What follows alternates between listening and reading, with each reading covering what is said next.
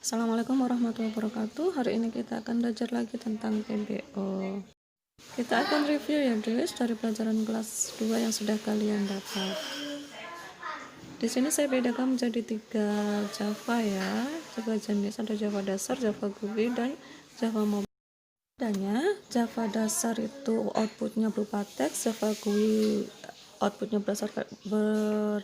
hasilnya berupa desktop, kemudian kalau Java mobile yang bisa dijalankan di mobile. Bagi siswa yang memiliki komputer bisa menggunakan NetBeans, jika yang tidak punya bisa menggunakan online, Replit, dan lain sebagainya. Compiler online dan NetBeans berbeda fiturnya ya, lebih lengkap NetBeans untuk GUI-nya nanti, jadi tidak usah ngetik, tinggal drag and drop.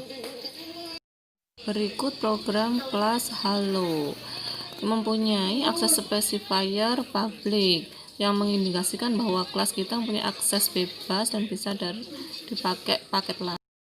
Semua kode dituliskan di antara kurung awal, di bawahnya public class, kemudian komentar ditandai dengan bintang garing ya. Public static void main adalah metode utama. Semua program dituliskan di dalam metode ini. Sistem out println adalah untuk menampilkan sebuah output. Berikut adalah petunjuk penulisan kode program di Java.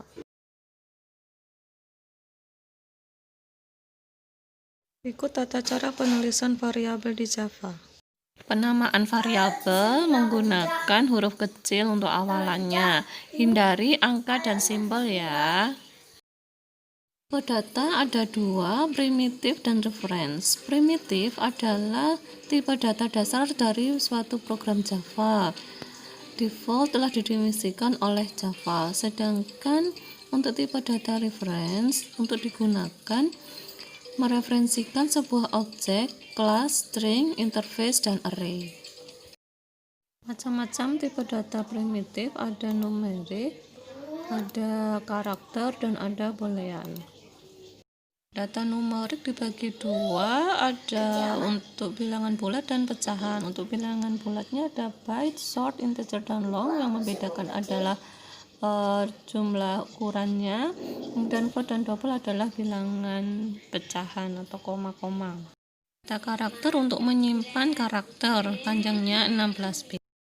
Satu lagi tipe data boolean untuk menyimpan nilai true false. Data reference digunakan untuk mereferensikan objek kelas seperti string. Beda dengan primitif yang defaultnya adalah null. Ada 3 cara penulisan komentar di Java, yaitu untuk yang 1 baris, untuk lebih dari 1 baris, dan untuk dokumentasi. Sistem out print hasilnya tanpa enter, kalau println menggunakan enter. Ada 3 cara inputan di Java, yaitu input buffer reader, input scanner, dan input option pane show input dialog. Sedang untuk outputnya sistem outprint dan option pane show message dialog. Untuk menggunakan buffer reader harus mengimport Java IO dulu dan harus mendeklarasikan input stream reader. Perhatikan pada kotak 1, di situ cara mengimport Java IO untuk mengakses kelas buffer reader dan input stream reader. Sedangkan pada kotak kedua itu untuk exception handling atau menghandle jika ada kesalahan pada program, sehingga tidak memunculkan pesan error, tapi pesan error tersebut sudah kita kemas menjadi bahasa yang mudah dipahami oleh manusia. Pada kotak 3 itu adalah proses instansiasi kelas buffer reader dengan nama BR. Dan pada kotak keempat, kelas BR mewakili kelas buffer reader untuk memanggil metode readline. Contoh program di atas adalah cara pemanggilan variabel yang bukan string, yaitu yang pertama kita deklarasikan dulu kotak atas merah itu deklarasi integer dan double. Kemudian kotak merah yang kedua itu untuk merubah dari string yang diambil dari fungsi br.readline ke dalam bentuk integer dan bawahnya ke dalam bentuk double.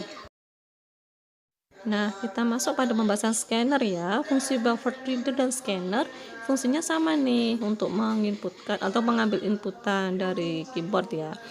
Nah, bedanya si scanner ini dia lebih simpel untuk pemanggilan variabel dan juga tidak perlu konversi tipe data karena di sana sudah ada metode tersendiri. Tinggal panggil saja kalau kita menggunakan scanner. Nah, kalian perhatikan contoh di atas. Kotak merah paling atas itu adalah proses import kelas scanner ya. Kemudian ya, variabel itu tetap kita deklarasikan terlebih dahulu. Kemudian di kotak ketiga, kotak merah ketiga itu adalah instansiasi kelas scanner dengan nama S. Dan yang kotak keempat sudah jelas ya, di situ sudah menggunakan metode bawaannya si scanner untuk konversi. Nah, sekarang kita masuk pada pemrograman GUI ya, yaitu kita menggunakan kelas JOptionPaint.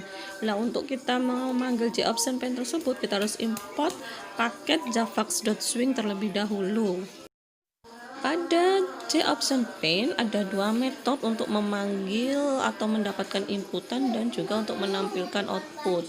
Untuk mengambil inputan menggunakan metode showInputDialog dan untuk menampilkan output kita menggunakan showMessageDialog. Nah, kita perhatikan contoh ini.